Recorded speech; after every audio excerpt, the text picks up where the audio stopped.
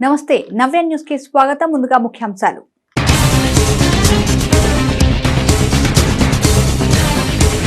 మానవ తప్పిదాల కారణంగానే ప్రకృతి వినాశనం. చీరాల ప్రభుత్వ మహిళా డిగ్రీ కళాశాలలో గ్రీన్ టెక్నాలజీపై జరిగిన నేషనల్ సెమినార్లో వక్తలు.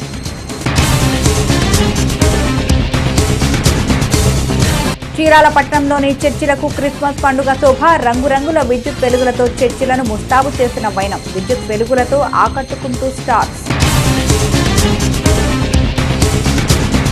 చీరాల పట్టణంలోని రాధాకృష్ణ మందిరంలోని గోశాలలో ఘనంగా 50వ వార్షికోత్సవ వేడుకలు. రాధాకృష్ణులతో పాటుగా గోపూజ కార్యక్రమాలు భక్తి శ్రద్ధలతో నిర్వహించిన భక్తులు.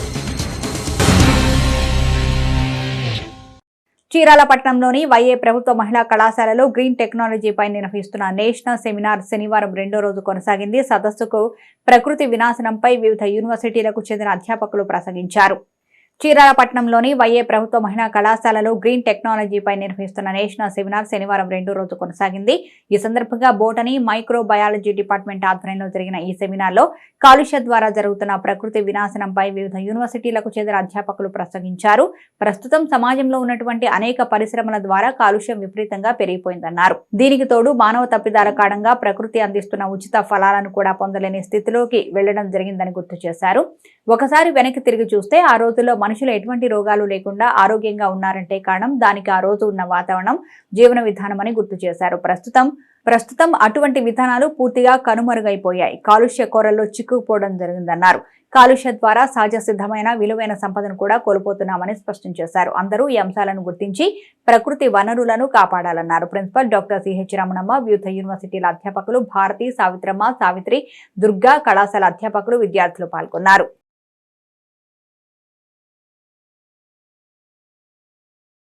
కొంత దూరం నుండి వచ్చిన హైదరాబాద్ నుండి రైట్, దానికి మీరు వాల్యూ ఇస్తూ ప్రాపర్గా వినండి. రైట్, సో ఏంటంటే ఇప్పుడు ఈ కార్బన్ బార్డర్ అడ్జస్ట్మెంట్ అనేది ఒకటి ఏంటంటే EU countries, okay, European countries, అవన్నీ కూడా డెవలప్డ్ కంట్రీస్ వాళ్ళకు కండిషన్ పెడుతున్నారు. ఏంటంటే ఏ ప్రోడక్ట్ ప్రొడ్యూస్ చేస్తున్నప్పుడు ఎక్కువ కార్బన్ రిలీజ్ అయ్యేది ఉంటే, are you getting me? So మనం ప్రొడ్యూస్ చేస్తున్నప్పుడు, ఒక ప్రోడక్ట్ ప్రొడ్యూస్ చేస్తున్నప్పుడు కార్బన్ కనుక ఎక్కువ రిలీజ్ అయితే దాని మీద ట్యాక్స్ వేస్తున్నారు. ఫర్ ఎగ్జాంపుల్ మనం ఒక బాటిల్ తయారు చేస్తున్నాం, ఓకే, ఆ బాటిల్స్ తయారు చేసి మనము వేరే కంట్రీకి, EU కంట్రీస్కి పంపిస్తున్నాం, ఎక్స్పోర్ట్ చేస్తున్నాం. ఎక్స్పోర్ట్ చేస్తే వాళ్ళు మనకు ఫారిన్ డబ్బులు ఇస్తున్నారు, మన GDP చాలా పెరుగుతుంది. We are happy here. అయితే ఇక ముందు నుండి ఏంటంటే బాటిల్ తయారు చేయడానికి ఆ ప్రాసెస్లో ఏమవుతుంది అంటే కార్బన్ కనుక ఎక్కువ రిలీజ్ అవుతుంది అనుకోండి, ఎక్కువ రిలీజ్ అయితే దాని మీద ట్యాక్స్ వేస్తున్నారు. ఇప్పుడు ఇన్ని రోజుల వరకు 10 రూపాయలకు అమ్మిన బాటిల్ రేపటి నుండి ఏమవుతుంది అంటే 20 రూపాయలు అవుతుంది. 20 రూపాయలకి మనం దాన్ని కొనాల్సిన వాళ్ళు, వేరే కంట్రీ వాళ్ళు 20 రూపాయలు పెట్టి కొనాలి. వాళ్ళకు 10 రూపీస్కి వస్తున్నప్పుడు they are happy, they are making business with us, okay. కానీ ఇప్పుడు right now what is the situation? Now they have to pay 20 rupees for each bottle and they have to do the business with us. 10 రూపాయలకు వచ్చేదాన్ని 20 రూపాయలకు పెట్టి ఎందుకు కొంటారు? ఇంకెవరో 10 రూపాయలకి ఇచ్చే వాళ్ళ దగ్గరికి వెళ్ళి కొనుక్కుంటారు, అవునా? సో ఇక్కడ ఏమవుతుంది అని అంటే మన ఇంటర్నేషనల్ మార్కెట్, ఎక్స్పోర్ట్ బిజినెస్ తగ్గిపోతుంది. ఎందుకు అని అంటే మనము చేస్తున్న ప్రాసెస్లో, మనము బాటిల్ తయారు చేసే ప్రాసెస్లో మనకి గ్రీన్ టెక్నాలజీ ఉపయోగించట్లే.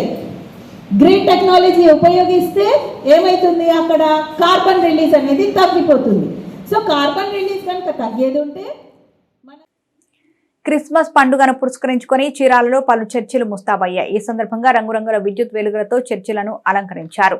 క్రిస్మస్ పండుగను పురస్కరించుకొని చీరాలలో పలు చర్చిలు ముస్తాబయ్యాయి. ఈ సందర్భంగా రంగురంగుల విద్యుత్ వెలుగులతో చర్చిలను అలంకరించారు. అదేవిధంగా యేసు పుట్టుక గురించి ప్రత్యేక సెట్టింగ్లు ఏర్పాటు చేశారు. అదేవిధంగా పలు వీధులన్నీ విద్యుత్ కాంతులతో క్రిస్మస్ శోభను సంతరించుకున్నాయి. సెయింట్ మార్క్ లూథరన్ చర్చ్, బేర్ చర్చ్, జయంతిపేటలో, కొత్తపేట, విఠల్ నగర్ తదితర ప్రాంతాల్లో చర్చిలన్నీ క్రిస్మస్ ఆరాధనకు సిద్ధమయ్యాయి. చీరాల పాపరాజు తోటలోని రాధాకృష్ణ మందిరంలోని గోశాలలో మందిరం ఏర్పాటు చేసి 50 సంవత్సరాలు పూర్తి చేసుకున్న సందర్భంగా గోపూజ కార్యక్రమం వైభవంగా నిర్వహించారు.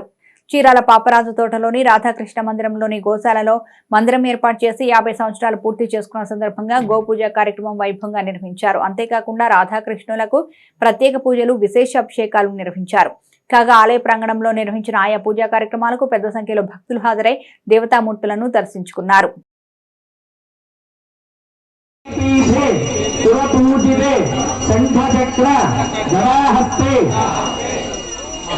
महालक्ष्मी नमोस्तुते सर्वदेवता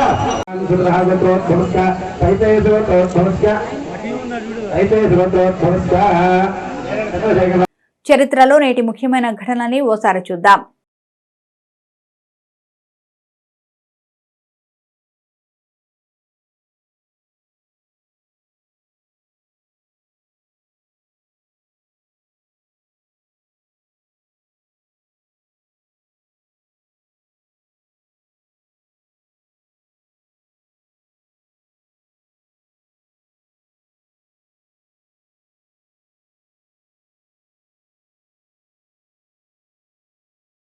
చీరాల పట్టణంలోని 31, 32 వార్డుల్లో మురుగు సమస్య ప్రజలను వేధిస్తుంది. ఇక ఈ ప్రాంత వాసులు అపురూపంగా జరుపుకునే క్రిస్మస్ రోజు కూడా ఇళ్ల ముందు మురుగు ఉండడంతో అధికారులు, పాలకుల పనితీరుపై 31వ వార్డు కౌన్సిలర్స్ చల్లూరి సత్యానందం ఆగ్రహం వ్యక్తం చేశారు. చీరాల పట్టణంలోని 31, 32 వార్డులో మురుగు సమస్య ప్రజలను వేధిస్తుంది. ఇక ఈ ప్రాంతవాసులు అపురూపంగా జరుపుకునే క్రిస్మస్ రోజు కూడా ఇళ్ల ముందు మురుగు ఉండడంతో అధికారులు, పాలకుల పనితీరుపై 31వ వార్డు కౌన్సిలర్ చల్లూరి సత్యానందం ఆగ్రహం వ్యక్తం చేశారు. ఈ సందర్భంగా కౌన్సిలర్ మాట్లాడుతూ చీరాల అభివృద్ధి అంటూ మాటలు చెప్తున్న ప్రజా ప్రతినిధులకు 4 ఏళ్లు పూర్తయిన వార్డులో ఉన్న సమస్యలు పట్టడం లేదని ఆరోపించారు. గత 2 నెలల క్రితం జయంతిపేటలో ఇళ్ల మధ్య నిలిచిన మురుగునీటితో డెంగ్యూ బారిన పడి సల్లూరి అరుణకుమారి మృతి చెందడం జరిగిందన్నారు. ఇలా అనేక వార్డుల్లో రోగాల బారిన పడిన ప్రజలు వందలాది సంఖ్యలో ఉన్నారని గుర్తు చేశారు. ఇదిలా ఉండగా చీరాల ప్రాంతంలో అత్యధికంగా ఉన్న ఎస్సీల ఇళ్ల మధ్య క్రిస్మస్ పండుగ వేళలో కూడా మురుగునీరు ప్రభావం కనిపిస్తుంది అన్నారు. అధికారులు, పాలకులు ఎటువంటి చర్యలు తీసుకోకపోవడంతోనే డ్రైనేజీలు అస్తవ్యస్తంగా మారాయన్నారు. ఇప్పటికైనా అధికారులు తగిన చర్యలు చేపట్టాలన్నారు. ఈరోజు 31వ వార్డులోని ముఖ్యమైన సమస్య తీసుకురావటం గల కారణం ఏంటంటే ఈరోజు ఆదివారం రోజు ప్లస్ రేపొద్దున క్రిస్టియన్స్ కానీ, ఎస్సీలు కానీ అందరూ పెద్ద పండుగగా భావించే క్రిస్మస్ పండుగ. ఈ క్రిస్మస్ పండుగ సందర్భాల్లో కూడా చర్చీస్ వెదురు ఇలాంటి డ్రైనేజీ వాటర్ పంపించలేక ఆ డ్రైనేజీ వాటర్ మీద ఆ తెట్టలు కట్టుకొని ఆ దోమలు, విపరీతమైన దోమలు, ఈ నీళ్లు పంపించే మార్గం కూడా చేయలేకపోతున్నారు. అధికారులు చోద్యం చూస్తున్నారే కానీ శుభ్రత అనేది లేకుండా చేస్తున్నారు. ఇక్కడ గత 2 నెలల క్రితం 32వ వార్డులో కూడా మా మేనకోడలు, మా పెద్ద తమ్ముడుగా భార్య అయినటువంటి సల్లూరి అరుణకుమారి 2 బిడ్డల తల్లి డెంగ్యూ జ్వరంతో చనిపోవటం జరిగింది. కేవలం 32వ వార్డులో సచివాలయం ఎదురే డ్రైనేజీ కానీ, ఆ చుట్టుపక్కల పరిసర ప్రాంతం కానీ దోమలతో నిండి ఉండి శుభ్రం చేయలేక ఆ అమ్మాయి దోమ పుట్టి చనిపోవటం జరిగింది. అయినా మేము ఈ ఎస్సీ వార్డుల్లో అభివృద్ధి అనేది లేక మేము ఎంతో ఇబ్బందులు పడుతున్నాం, ప్రాణాలు పోగొట్టుకుంటున్నాం, జ్వరాల బారిన పడుతున్నాం. ఎన్ని కష్టాలు వచ్చినా మేము మున్సిపల్ కమిషనర్ గారికి కానీ, పై అధికారులకు కానీ విన్నపించుకున్నా మా విన్నపం ఎవరు వినేటట్టు లేరు. అధికారాన్ని అనుభవించడానికైతే పార్టీలోకి వచ్చారే కానీ అభివృద్ధి చేయడానికైతే లేదు. అభివృద్ధి పేరుతోటి చిన్న చిన్న పనులు చేసి ఆక్రమంగా చేయటాలు, స్థలాలు కబ్జా చేయటాలు ఇవన్నీ జరుగుతున్నాయి. ఈ 31వ వార్డులో ఎన్నో అక్రమాలు జరుగుతున్నాయి. ఆ అక్రమాలు ఖచ్చితంగా వాటిని తీసివేసి ఇక్కడ ఇళ్ళు లేని పేదలు ఉన్నారు ఎంతోమంది. ఆ పేదలకి ఖచ్చితంగా ఆ స్థలం ఇప్పించి నిరుపేదలకి ఆ స్థలం ఇప్పిస్తామని మనస్ఫూర్తిగా కోరుకుంటున్నాము. అదిగాక ఇది ఎన్నో ఏళ్ల నుంచి సమస్య. ఈ సమస్యని పరిష్కరించలేకపోతున్నారు పై అధికారులు. గతంలో ఇక్కడ 10 సంవత్సరాలుగా పనిచేసిన ఆమంచి కృష్ణమోహన్ గారి సారథ్యంలో ఇక్కడ ఎంతో శుభ్రంగా పరిశుభ్రంగా ఉండే ప్రాంతాలు ఇవి. గత 4 సంవత్సరాల నుంచి ఎంతో మురుగు బట్టి ఆ మురుగును కూడా పంపించలేక, శుభ్రం చేయలేక, కనీసం బ్లీచింగ్ కూడా జల్లలేని పాలకుల దగ్గర మనం ఉన్నాము. కనీసం చర్చీస్కి వెళ్ళే చిన్నలు కానీ పెద్దలు కానీ ఎంతోమంది వచ్చిపోతుంటారు. అక్కడ కూడా శుభ్రత లేదు. కానీ మా ఇందు దయించి ఇలాంటి పాలకుల్ని పంపించేందుకు జగన్మోహన్ రెడ్డి గారు సిద్ధమయ్యారు. త్వరలో మంచి రోజులు వస్తున్నాయి, చీరాలకి మంచి రోజులు వస్తున్నాయి కాబట్టి అన్ని విధాలా బాగుంటుందని. చీరాల 1వ పట్టణ పోలీస్ స్టేషన్లో సెమీ క్రిస్మస్ వేడుకలు ఘనంగా నిర్వహించారు. ఈ సందర్భంగా చీరాల డీఎస్పీ ప్రసాదరావు కేకును కట్ చేసి క్రిస్మస్ శుభాకాంక్షలు తెలిపారు. చీరాల 1వ పట్టణ పోలీస్ స్టేషన్లో సెమీ క్రిస్మస్ వేడుకలు ఘనంగా నిర్వహించారు. ఈ సందర్భంగా చీరాల డీఎస్పీ ప్రసాదరావు కేకును కట్ చేసి క్రిస్మస్ శుభాకాంక్షలు తెలిపారు. అనంతరం దైవ సేవకులు క్రిస్మస్ సందేశాన్ని అందజేశారు. క్రీస్తు పుట్టుక ప్రపంచానికి సంతోషకరమైన వార్త అని చెప్పారు. పశువుల పాకలో జన్మించిన యేసుక్రీస్తు మానవాళి పాప విమోచనకై మరణత్యాగం చేశారన్నారు. ప్రజలందరూ వాక్యాన్ని ధ్యానించి క్రీస్తు మార్గాన్ని అనుసరించాలన్నారు. ఈ కార్యక్రమంలో 2 టౌన్ సీఏ సోమశేఖర్, ఎస్ఐలు జానీ భాష, సురేష్, భాస్కర్, సాల్మన్ రాజు, గోపీనాథ్ సిబ్బంది పాల్గొన్నారు. లూకాసు వార్త 10వ వచనం, ఎందుకు వచ్చాడంటే నశించిన దానిని వెదకి రక్షించుటకు మనిషి కుమారుడు వచ్చానని ఆయనతో చెప్పాను. నశించిపోయేటువంటి మానవులను వెదకి రక్షించుటకు భూలోకానికి ప్రభు అయిన యేసుక్రీస్తు వారు వచ్చారని, మరి దేవుని యేసుక్రీస్తు ప్రభు వారితో సంచరించినటువంటి శిష్యులు తెలియజేస్తూ ఉన్నారు. ఇంకొక మాటను మనము చూసినట్లయితే ఎఫ్ఎస్సి పత్రికలో ఒక మాటను జ్ఞాపకము చేస్తూ ఉన్నాను. ఎఫ్ఎస్సి పత్రిక 2వ అధ్యాయము 1వ వచనం, మీరు మీ అపరాధముల చేతను పాపముల చేతను మీరు చచ్చిన వారై ఉండగా ఆయన మిమ్మును క్రీస్తుతో కూడా బ్రతికించను. ఆయన మనలను బ్రతికించడానికి వచ్చాడు. భూలోకంలో ఉన్నటువంటి మనుషులందరినీ అపవాది అయిన సాతాను వారి యొక్క బంధకాల్లో ఆది అయినటువంటి ఆదాము హవ్వలను వారి ద్వారా మనము సృష్టించబడ్డాము. వారు భూలోకంలో మొదట సృష్టించబడినటువంటి మరి ఆదాము నుండి హవ్వను చేశాడు. వారికి ఏం చెప్పాడంటే ఈ సృష్టి మొత్తంలో ఉన్నటువంటి ప్రతి చెట్ల ఫలాన్ని తినొచ్చు, కానీ నేను ఆజ్ఞాపించినటువంటి ఒక ఫలాన్ని తినొద్దన్నాడు. అయితే దేవుడు ఏదైతే చేయొద్దన్నారో వాళ్ళు దాన్నే తిన్నారు. యేసంటే రక్షకుడని, క్రీస్తు అభిషేకుడని, ఆయన దేవుడు అయ్యిండి ఈ లోకానికి వచ్చాడు. చాలా మంది అనుకున్నారు కదా దేవుడు అంటే ఎవరు? గాడ్. దేవుడు అంటే జనరేటర్, ఉత్పత్తి చేసేవాడు, ఆర్గనైజర్, క్రమపరిచేవాడు, డిస్ట్రైజర్, నశింపజేసేవాడు. ఈ క్వాలిఫికేషన్స్ అన్నీ కలిసిన వాడు దేవుడు. ఆయన దేవుడు కనుక ఆయన దేవుడై ఉండి మనుషుల పతనం ఆ యొక్క కోపం వచ్చినప్పుడు నశింపజేసిన తర్వాత ఇలా కాదు, ఆ యొక్క పావురాలు రక్తాలు కాదు కానీ నేనే ఈ లోకానికి వస్తానని వేద గ్రంథాల్లో రాసినట్టుగా సర్వ పాప పరిహారార్థం రక్షపోక్షణోత్సవం భక్త పరమాత్మైన పుణ్యదాన బలియాగమని ఒక గొర్రెపిల్ల వల్ల చేయబడాలి.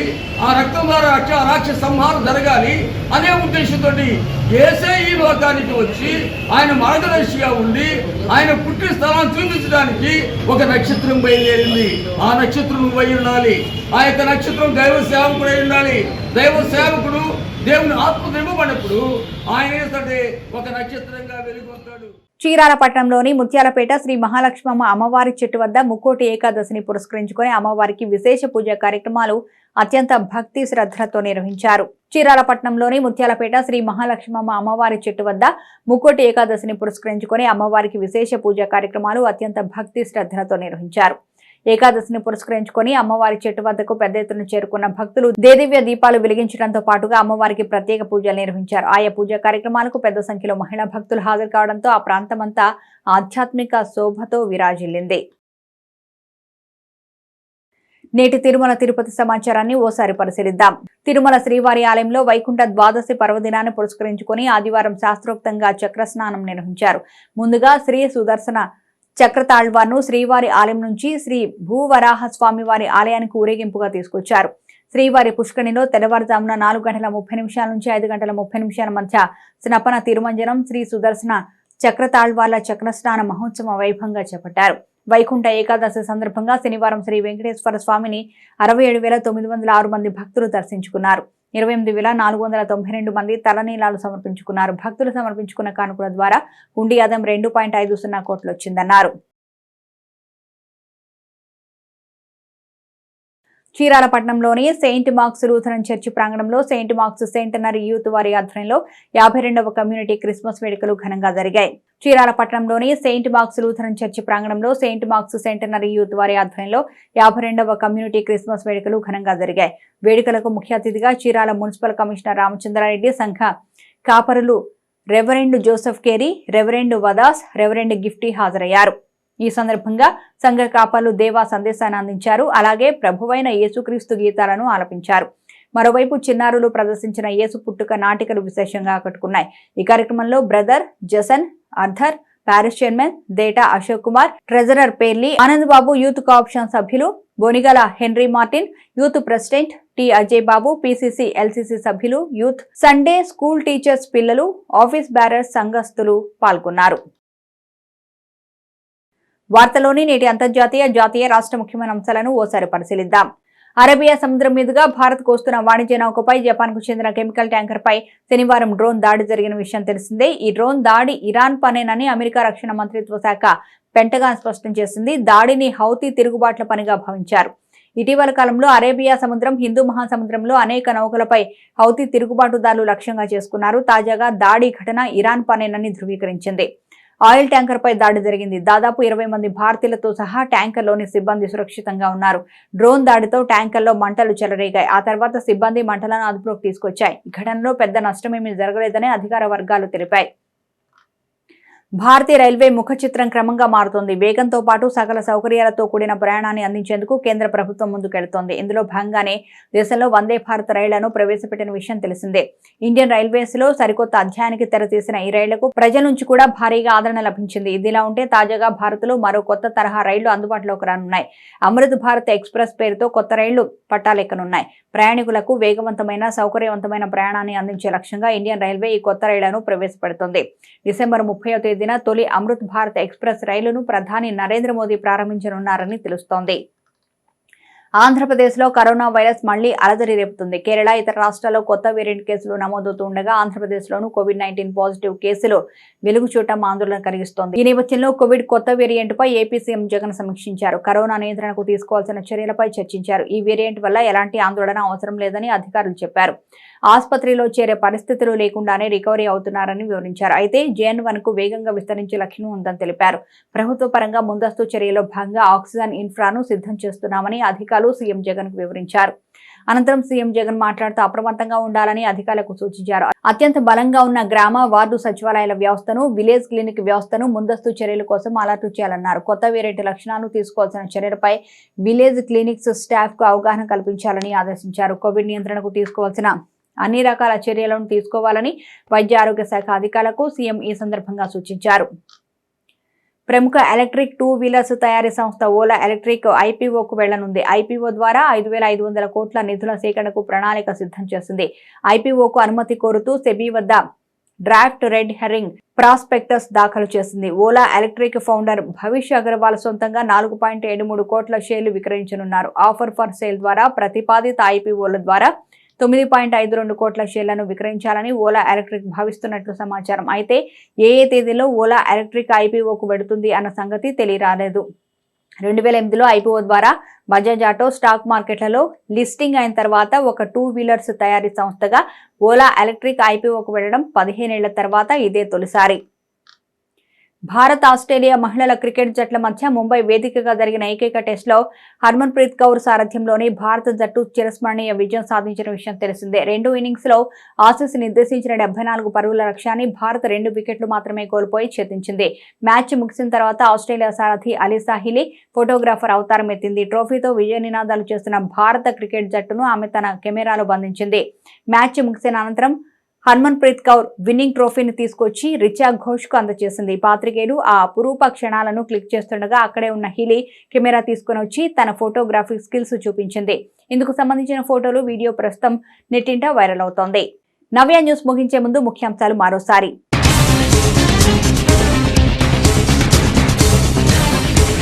మానవ తప్పిదాల కారణంగానే ప్రకృతి వినాశనం. చీరాల ప్రభుత్వ మహిళా డిగ్రీ కళాశాలలో గ్రీన్ టెక్నాలజీపై జరిగిన నేషనల్ సెమినార్లో వక్తలు.